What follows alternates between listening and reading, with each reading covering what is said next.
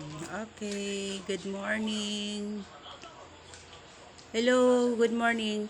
Itong video na to, yung naglagay ako ng itlog sa ref for 1 month. So, after 1 month, kinuha ako, biniak ko. Maganda pa pala yung yolk.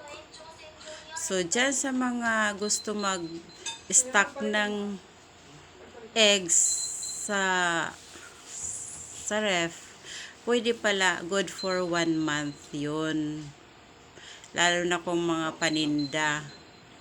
Paki-share na lang nitong video doon sa may gusto mag-stock ng itlog sa ref. Kahit 1 buwan, pwede pala basta bago yung itlog. Okay, salamat. Share and like my video.